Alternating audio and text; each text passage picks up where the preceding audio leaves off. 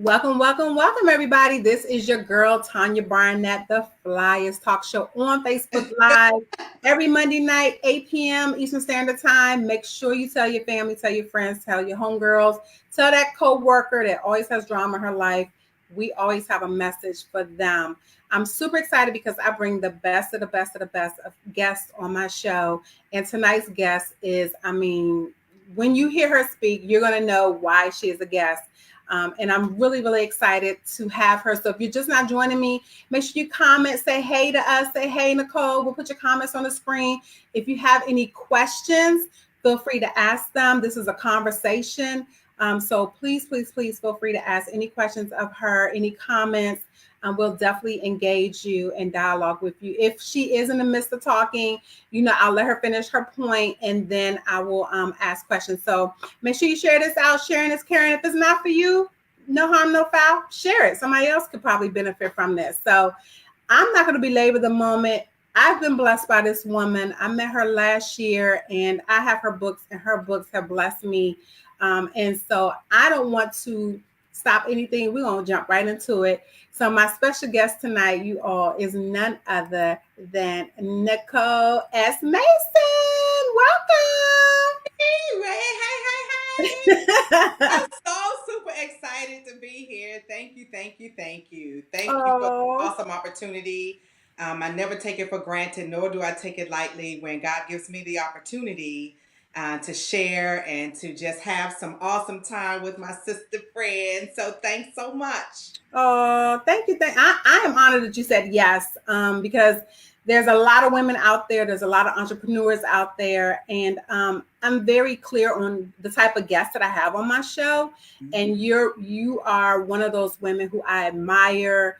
Like I said, you blessed me. You blessed me when we met last year. And I'm just so honored that you would take a time out of your schedule to bless not only me, but the women or the men who may be watching or catching this on replay. So thank you. Mm-hmm. And so let me tell you how you blessed me. Last year when we met, running that triathlon, right? really giving a message about health and wellness. And we really connected on that subject area.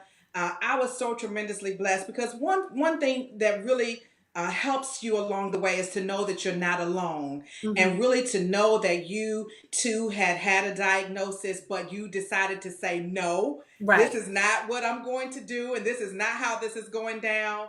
Just really blessed me in a very tremendous way. I love the work that you do, the kids, the reading, just your community service. I love it all. So Thank you so much. The feeling is quite mutual. Thank you. Oh, awesome. So we're just going to jump right in, Nicole. For those who do not know who you are, and I don't know too many people that don't know who you are, can you give us a brief intro to who Nicole Mason Leadership Coach is? And I always chuckle when somebody asks me that question. I'm like, that's such a loaded question. So first and foremost, I am the wife to my college sweetheart. Woohoo! 32 years together in counseling. I need met the first semester I was on the campus of Howard University. So I'm very grateful to God for that. Mom of 3 boys, very, very thankful for them and their lives. But at the core, I'm an advocate. I'm an advocate for what's right. I'm an advocate for justice. I knew at the age of 9 I wanted to be an attorney. I always felt like God gave me, quote, the gift of gab. That's what my grandmother used to call it back then. The gift of gab, to speak up for people who either wouldn't or couldn't speak for themselves. So, of course, that landed me in a lot of fights. Jumping into people's affairs that I didn't have anything to do with. And that has continued to date, trust me. So I'm an advocate at my core. And I love to see women win. My mom taught me early on, Nicole, you don't ask for respect, you demand it. It's not about what you have on, it's how you show up. Thus, my whole brand is Show Up Great. And that came from a life lesson that my mom taught me early on in my life. And so I have incorporated that not just in the work that I do with women, but in my own life. I just believe that you cannot be to somebody else what you are not to yourself. So the Wow. leadership coach and my preaching and my writing, all of those things really stem from wanting to help women to be the best that they can be without apology, without asking for permission to be great and brilliant and beautiful and bold and all of those things, but to be who God has created us to be. And I just do that in a variety of different ways, but it stems from me just advocating for what I believe is right. Wow, wow. And that is amazing because I think we need more of that in today's society, especially when you look at, I just happened to watch a documentary yesterday called Generation Wealth. Mm-hmm. And these were children who grew up wealthy, and just seeing what their lives turned out to. Several of them, the woman did the documentary back like in 87, between 87 and 92, these wealthy children, the Kardashians were in there. They were like little kids. But when I saw that and I saw where those people are now, some of them are dead, from suicide or drug overdose or what have you. But it seems, Nicole, today our girls and our women, especially our young women, are being fed this constantly through social media that, you have to have the latest whatever on, or these things validate you. So what would you say to a mom or a mother who may be watching right now, whose daughter is caught up in that? I always say, I had my daughter had a friend who would not take a picture without filters on it. And my daughter was just like, yo, why don't you take a picture without a filter?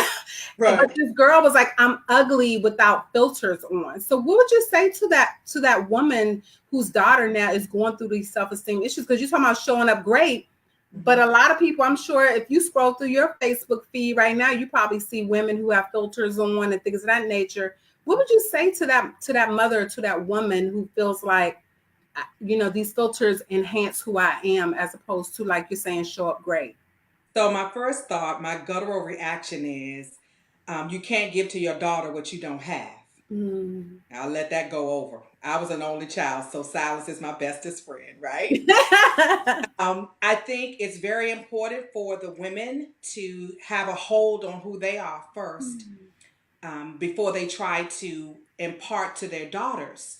And this is why, for me, my work is so important, because I knew early on, if the woman is healed and whole, her children have a better chance of being healed and whole before they hit the world. Oh, wow. Yeah. And so that is the premise that I've always worked from. My focus has always been the women, because I understand that the woman is the first teacher, the first nurturer of her children. And so she has to deal with her issues. She has to do the work that is required, to make those things that were designed to destroy her work for her and work in her favor. And when you feel good about yourself, it's easy to transfer that to your children. And that is what I was the recipient of. My mom, she didn't have a degree, and she didn't have her name in lights and all of that. But my mom was very adamant about ensuring that I felt good about who I was. My dad, the same thing. And it has to start at home. And so I would say to the mom, if your daughter is having some of those issues, perhaps let's just start with you first and foremost, not a judgment or anything like that, but let's just start with you. What kind of an example are you setting? What are the messages that you are giving her? That's very important, because not all messages are spoken. There are lots of messages Wow. that are unspoken. And so you really have to take a deep look at your life and all of the things that come to inform who you are, going back to your childhood and really taking a hard look at that. But what I found, sis, is that a lot of people, they don't want to deal in truth. Because it's much easier to be mediocre and deal in average and mediocrity. Because when you start rising and your consciousness start rising, obstacles and oppositions come to you. And there are a lot of people, they would just not want to deal with the obstacles and oppositions. But when you understand that you have been sent here for a purpose and with a plan over your life, then you become a force to be reckoned with, and you can then impart that to your daughter. Wow. Wow. That is heavy. I never thought about that. The unspoken messaging. We always think about, I know for us, and you probably heard this too, about what good girls do and what good girls don't. Keep your legs closed, don't run around in a dress, put shorts on, So all those messages, but the unspoken ones where, you're sitting around and you see people gritting on people and and all that. And that's the unspoken message. And it's really the do as I say, not as I do. That's really Right. what that is. And really understanding that everywhere you go and everything you do, somebody is watching you. My mother used to tell me all the time, Nicole, I have eyes everywhere. My mother too. My mother too. Ruth Walker used to say that all the time. But you know what? I come to understand that she really did. Because places that I found myself, she always seemed to know where I was because Right. people knew me that I did not know knew me, right? And that is how community is supposed to be. That is how village is supposed to Right. be, right?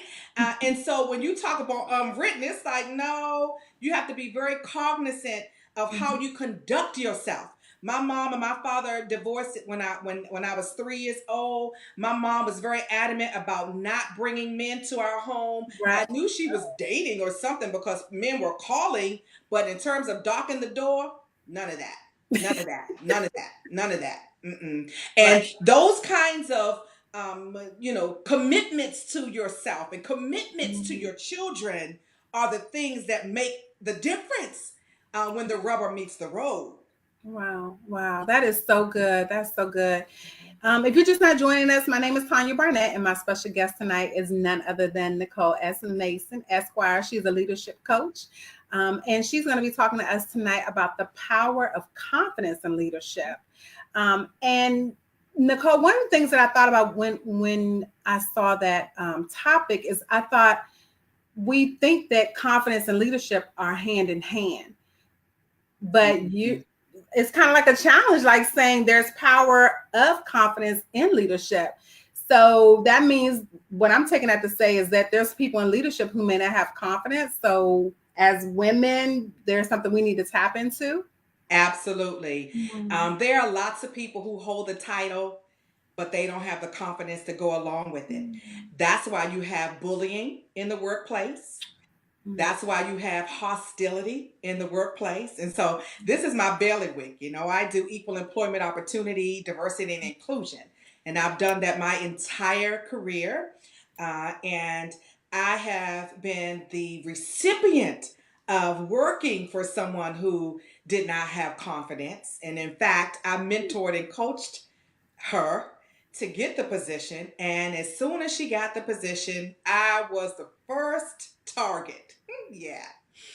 And so my thought is, in order for you really to lead effectively, you have to really like yourself, number one, believe in who you are, believe in your own thoughts and decisions, and not second guess yourself. Because what happens when you have people on your team that are the opposite of you and what you bring to the table, it's going to be that friction.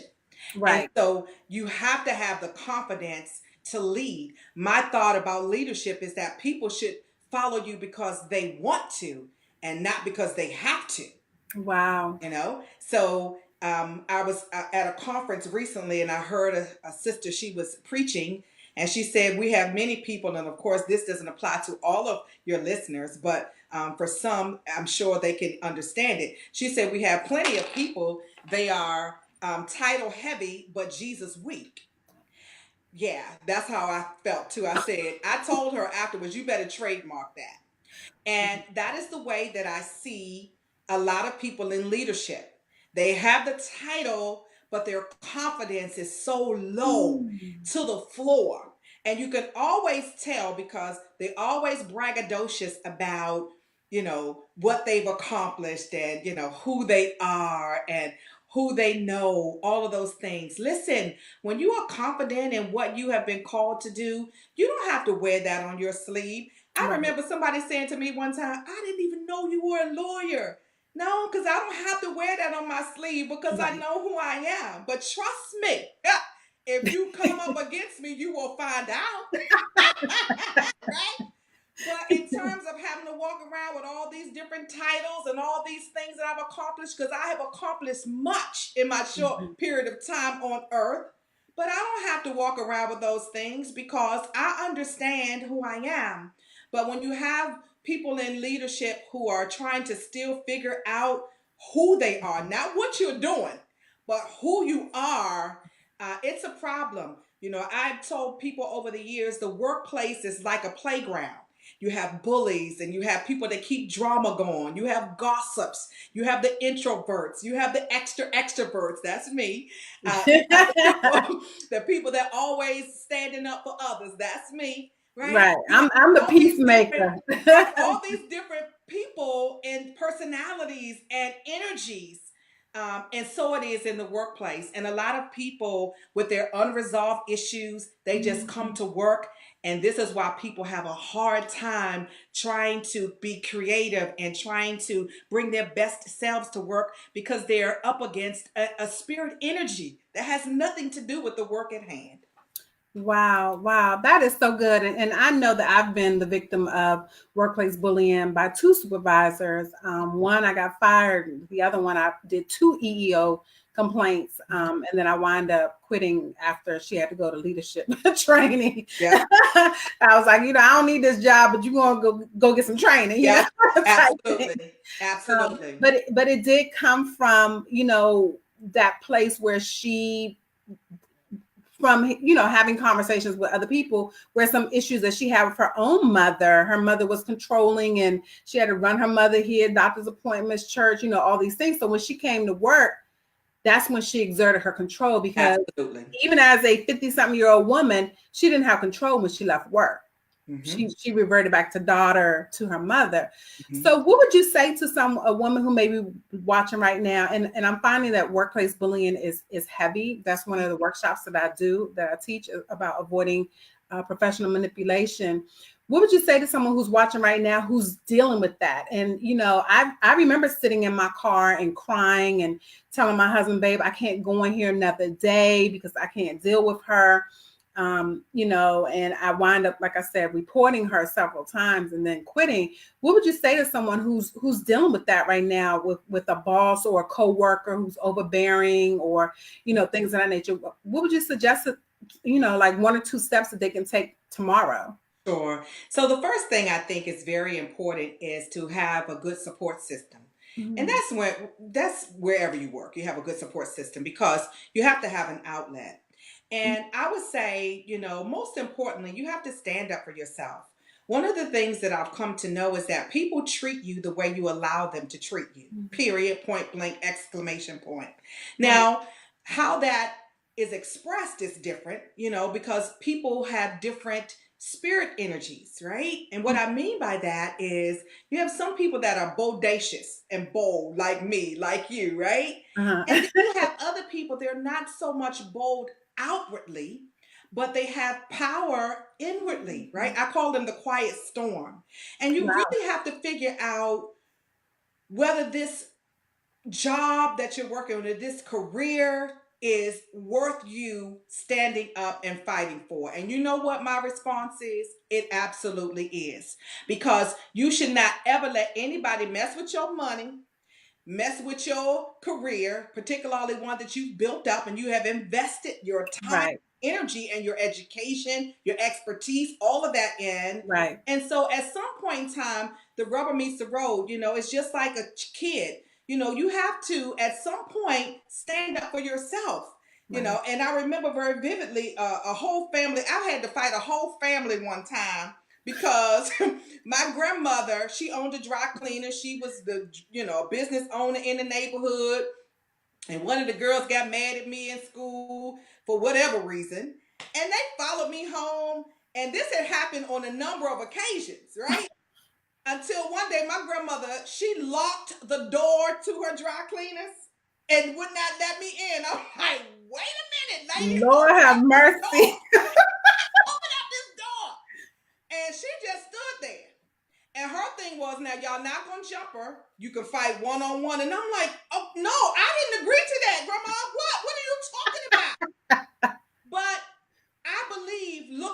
back and how you connect the dots in your life, Mm-hmm. that after that occasion, because the first 2 or 3 of them sisters, they beat me down. Right. Now, about the fourth or fifth one, baby, something inside of me broke open. And I just started fighting to the heavens. Right. But my grandmother was trying to teach me a lesson. Of course, hindsight is 20/20. And the lesson was, you don't let nobody run you nowhere. And there comes a time where you have to stand up for yourself, what you believe in, what you know is right.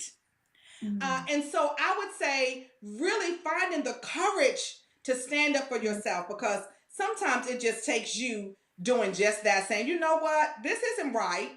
And I'm one of those people, I tell people, document everything. I have every piece of literature almost from when I first started working in this particular position that I've been in. And that's how I flow wherever I find myself. Because I understand that it's the documentation that's going to make or break you. And if per adventure you have to file a case, it's the documentation that makes the difference. Right. And that is so true, because that's what I had to do. I kept all the emails. I was forwarding them to my mother. Every time I'm like, Mama, can you believe this? And my mother would be like, this is a manager? Yeah. This is a supervisor on a government. But, I was at Naval Research Lab in DC, and it was just crazy. And so I was able to create a case, like you said, with that documentation, and then show it to her superiors. And that's when, I was able to file a complaint. But it did take some time, because there were other individuals, and I would even share this with people who are watching. There are other individuals who would tell me that this supervisor made them cry and things of that nature. She would tell people, I make people cry. And so my thing was, I would cry in my car so she wouldn't see me. But it got to a point where I'm like, nah, why am I allowing this woman to do this to me? Absolutely. And so but that's what you're not going to do. You're not going to make me cry. That's what you're not going to do. Because if I start crying, it's going to be a whole nother ball game, right? Right. So really, for me, being a woman of faith, and so, I have oil everywhere. Okay. That's just me. I have oil everywhere. I walk them hallways praying, because I understand that it is a spiritual warfare. And so I quote scripture up in there, frustrate the plans of the enemy to defeat me and drive him back. And I speak that out into the atmosphere. And particularly, sis, because depending upon what your role is in the organization, because many people are sent on assignment to these places for these very reasons. I know that for me personally, I've come to understand that whenever I'm in a place, systemic change is afoot. Wow. I bring systemic change. I was telling one of my mentors, I don't just fight individual demons, I fight colonies of demons. Wow. And so because I understand that about my energy, I can deal with it differently. So I would also say that, yes, you really need to understand your role in the earth, not just in your job, but in the earth. Who are you? What is the purpose that you have for being in that place? Because nothing is by happenstance. You are in that job for a reason and a purpose. And you have to understand and uncover what that is. Wow. You are touching a nerve. Tanisha says systemic change. I love it. And that is so key, because we are ambassadors on this earth. We're in this earth, but we're not of this earth. And, it's just really important to understand that as a believer, what our position is. And I think having had that experience with that one particular supervisor, it shifted for me.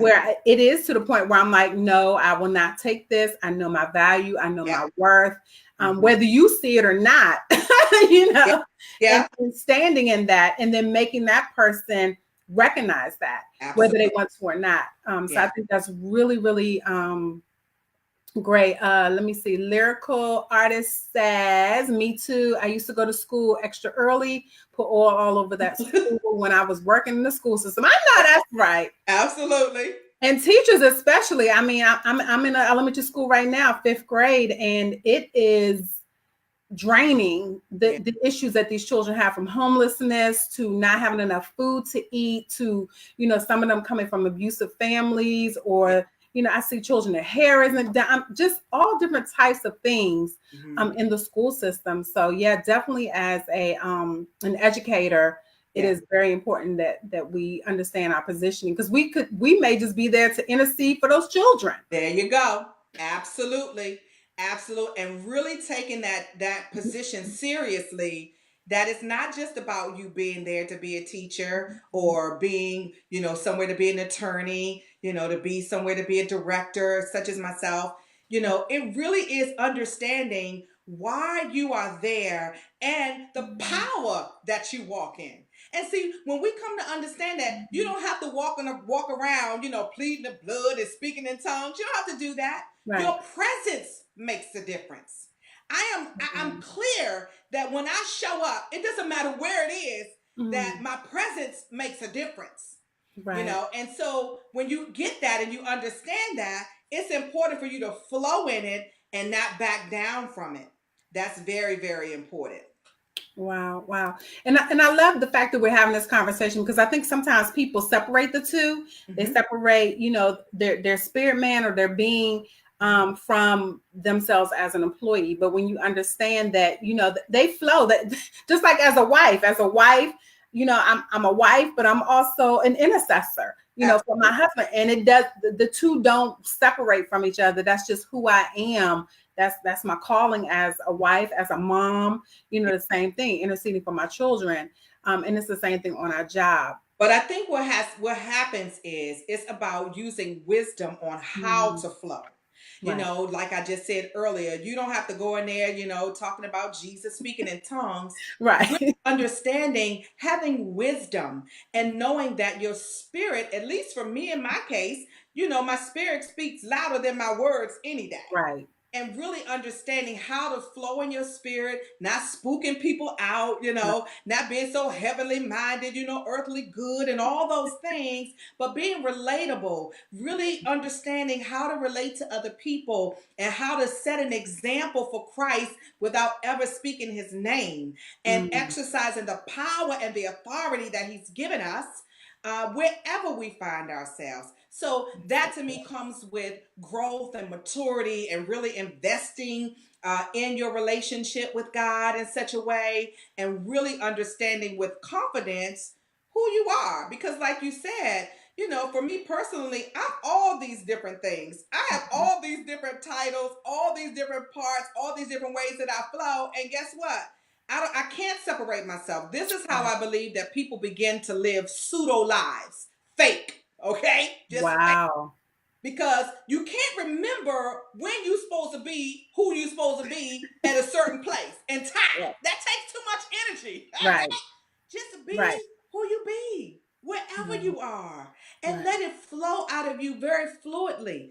I was doing a magazine interview the other day, and for me, I just flow very fluidly from ministry and marketplace, because that's who I am. So it's not a cutting off here, and this is part I'm going to be over here, and this part. No, I'm that wherever I find myself. Right.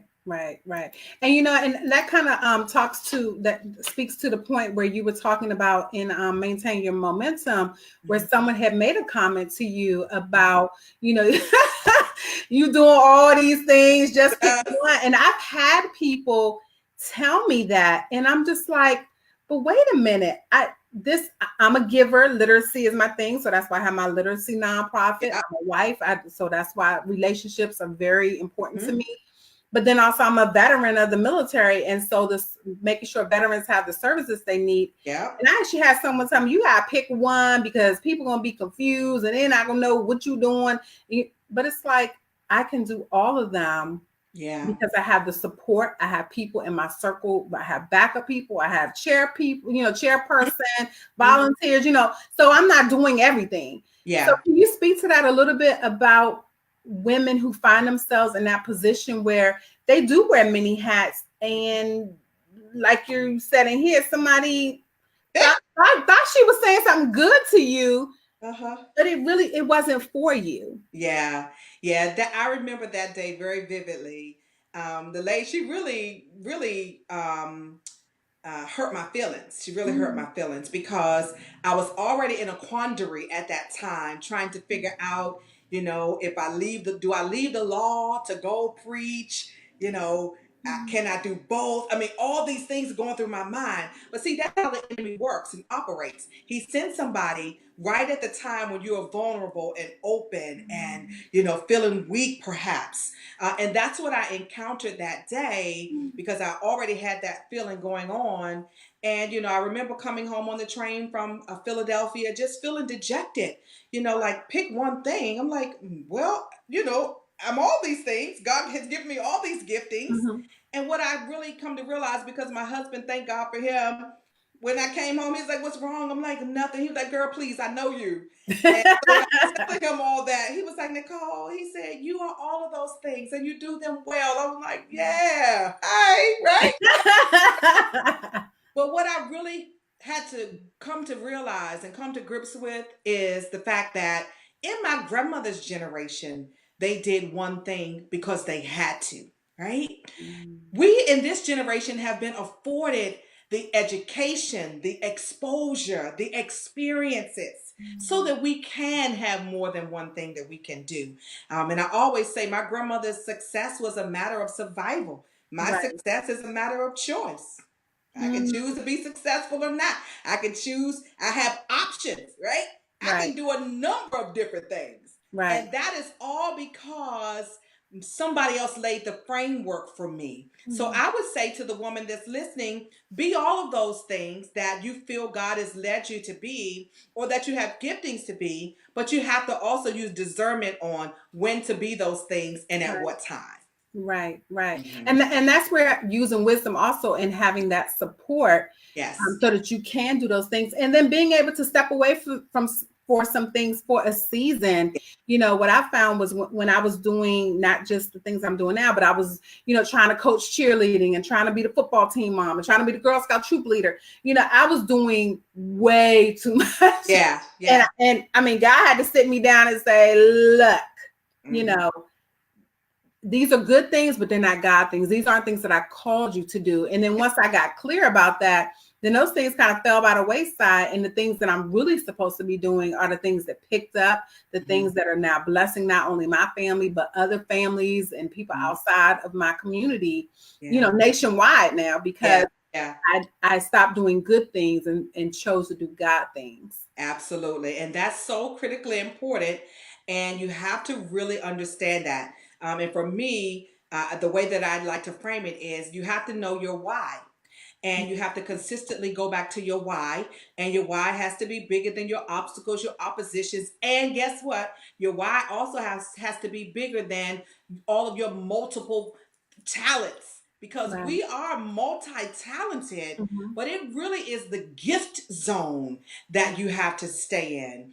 And that's critically important, because we've been, given a lot of talents, but if you're not gifted and graced to do those things that you find yourself doing, you have to really make some decisions on.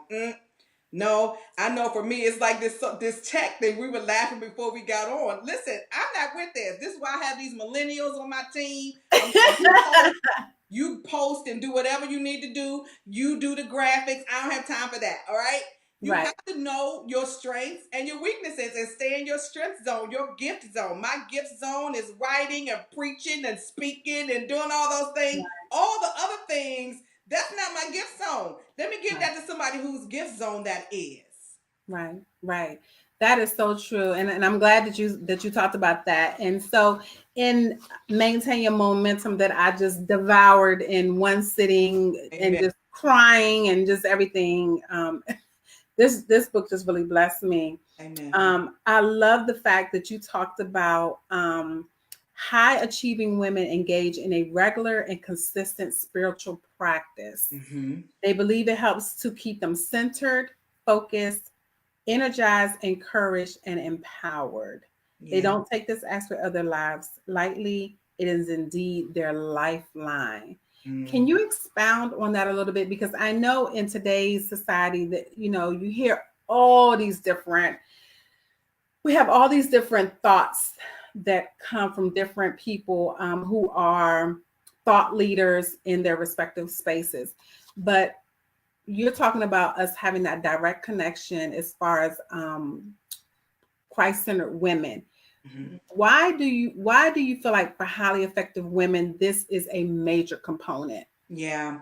One of the things that's very important is the higher you go, right? And whatever your industry or vocation, the lonelier it gets, Mm, particularly for women of color. And so it is critically important that you have a good sister support circle and you also have your spiritual practice, whether it's prayer, meditation, some people walk, in nature, some people swim, whatever it is that connects you to your source. And that source is God, whatever you call him. I'm not on here to proselytize anybody, right. right?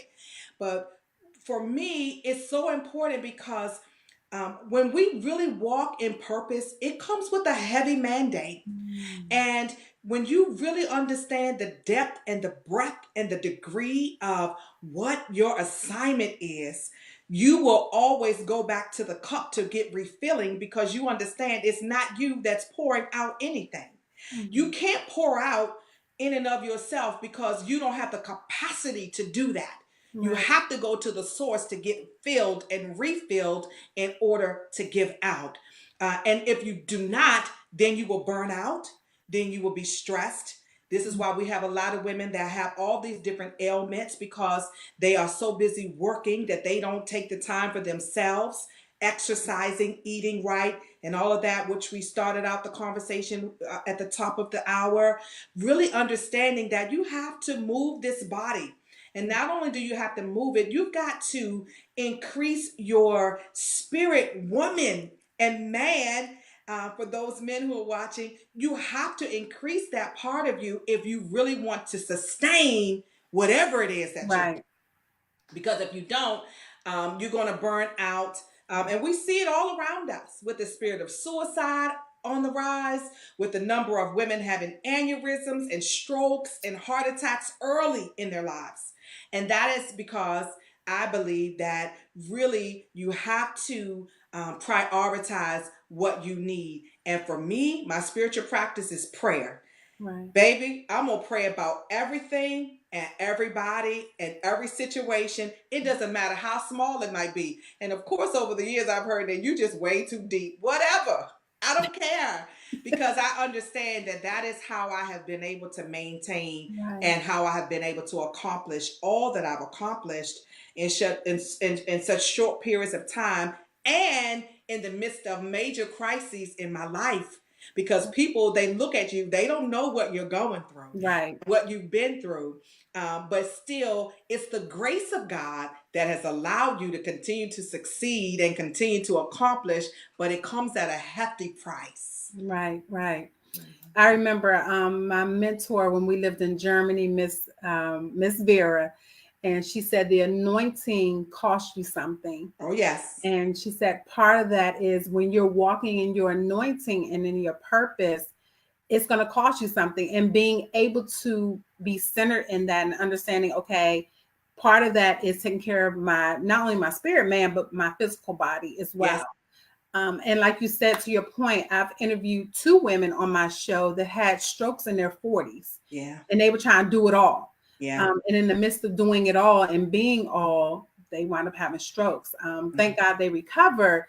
But again, they were grinding, not taking care of their physical body. Women of God serving the Lord, having strokes in their 40s. It just it doesn't even sound, look at you shaking your head. It don't even sound right, But again, I think it's key. Part of that being in leadership positions, having that Mhm. wisdom to be able to take a step back and say, you know what, I need to take a break. Yeah. And how about just say no? How about that? I read that in here too. No, it's no. It doesn't line up with my purpose. No, Mm, no, I'm not doing it. And guess what? I don't care how you feel about it. It's time out for people pleasing. And that goes back to when we started the conversation about confidence. Because see, when you understand that that's good. your yes to your purpose is going to be a no for some people in your life and some things that perhaps you did in the past. But when you really start aligning yourself to purpose, it's not going to be able to, you're not going to be able to please everybody. And you have to be okay with going it alone. You have to be okay with folk getting upset with you and getting mad at you. Guess what? They'll get over it, because what I'm not Right. going to do is send myself to an early grave just trying to make you feel better about yourself. No, no. And feel better about whatever you might be doing. And because I say I don't have the time, or now you think you better than everybody, or you got a little bit of media exposure, or you think you, whatever. You can say whatever you want to say to me or about me, but guess what? The answer is still no.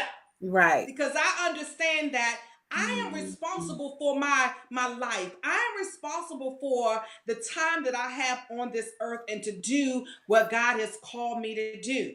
And it's not about pleasing all of these different people, and saying yes over here, yes over. Because what happens is it makes us resentful, and that goes against us in our physical bodies, in our hearts, and all those different things. And boom, you end up you sick. And guess what? The people that were mad at you, they have gone on about their way. They have acquired and picked up more people to go on about their way. And you somewhere laying up about half dead. That devil is a lie. I wish I would.com let you or you drive me to an early grave so that you can like me.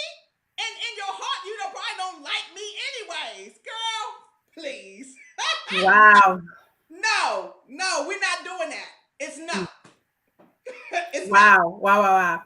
You freeing up some people tonight. I'm telling you.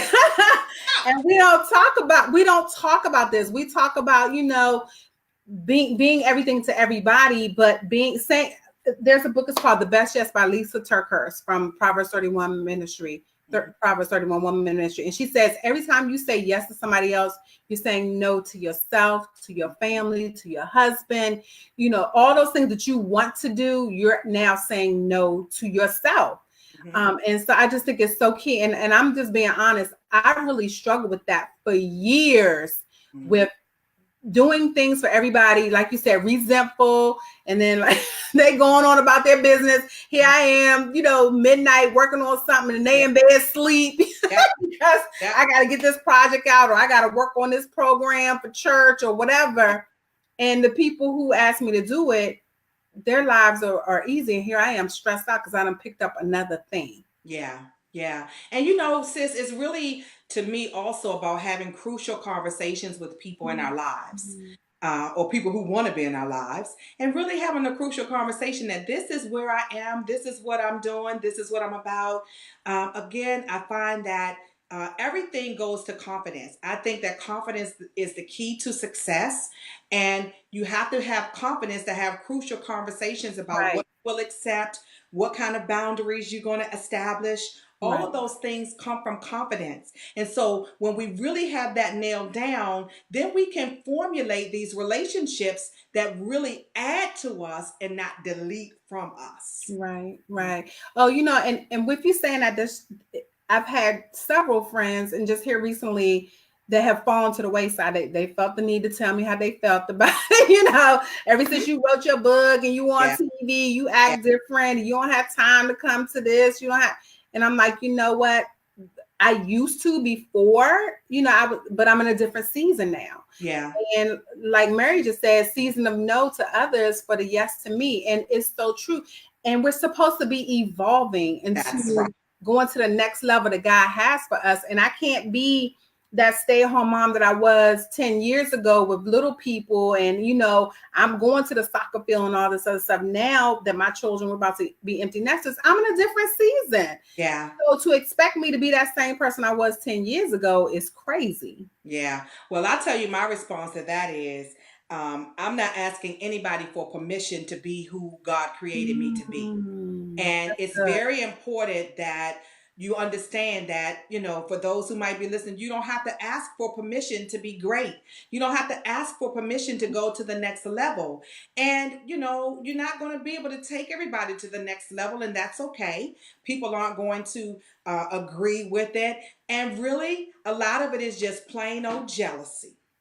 There you have it. A lot of it is just plain old envy. My mother used to talk to me all the time about the green-eyed monster, and a lot of times they start right in your family. Yep, I said it. Mm. And you have to be okay with all of that. Does it feel good? Absolutely not. Right. Because a lot of times the backlash comes from people you've helped the most and all of that. So it's hurtful. But the reality is, I believe that, God allows us to go through those situations so that we can put all of our trust and hope in Him Oh, and that's not in good. flesh. The Bible says, put no confidence in this flesh. But Mm. all of our confidence needs to be in Him, whom we can trust. And so, through all of those kinds of hurtful situations and people walking away and talking about you and all kinds of stuff, it is important for you again to go back to your why.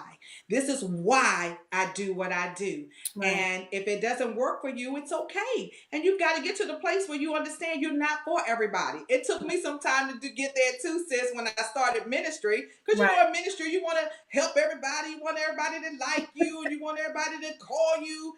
And when you start to grow and develop in your ministry, you realize, no, I'm not for everybody, because everybody can't take this truth. Everybody can't take my personality. Everybody can't take this bodaciousness and whatever else you call it, Right. right? They can't take it. And you have to be okay with that. And the rejection comes in a lot of different ways and a lot of different forms. But I remember hearing Pastor John Jenkins say one time, I almost crashed my car on the highway. He said, the greater the rejection, the greater the anointing. Mm. That explained my whole life in one sentence. Wow. In one sentence. Wow. Yeah. Wow. Wow. Wow. Wow. Wow. That's Yeah. all I can say. Yeah. Yeah. Yeah. Wow. Wow. Wow. Wow. That you are just woo, you freeing us up tonight. We Yeah. only have a few more minutes left on this Okay. interview, but I'm just telling you, you really have helped us with this power and confidence and leadership. And I really believe that part of that stems from knowing who you are, Yes. knowing what your purpose is. Like you said, what is your why? Because then your why gives you that confidence to move forward in Yeah. whatever He's called you to do. But if you don't even know your why, or you're doing it because somebody asked you to do it, then you don't have that confidence. Yeah. And the why also gives you guidance and direction. Mm-hmm. It guides you through the rough terrains. It directs you over, the smallness and the negativity, that comes against you when you're trying to do the right thing. And you really have to understand that that is just a part of, it's par for the course. Right. And you're going to have that. And if you don't have that, you need to really check what you're doing. If you Wow. don't have negativity coming at you every once in a while, I'm not talking about all the time, right?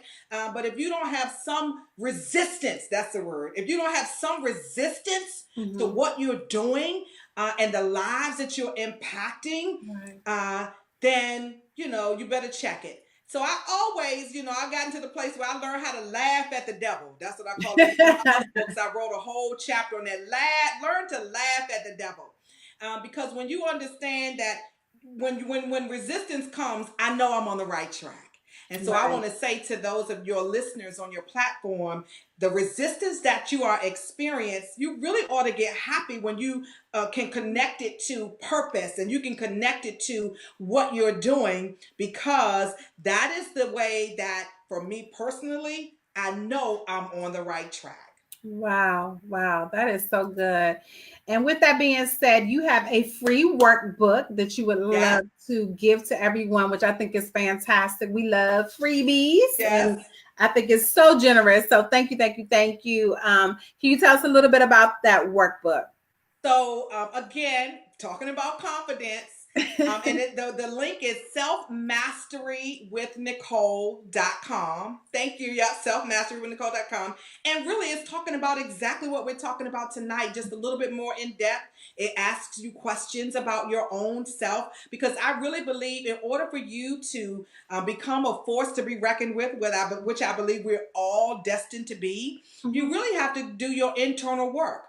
And, from my vantage point, from the cradle to the grave, we don't have time to be involved in nobody else's business, because we have ourselves to work on Right. and to discover and evolve and pull back the layers and all of that. Mm.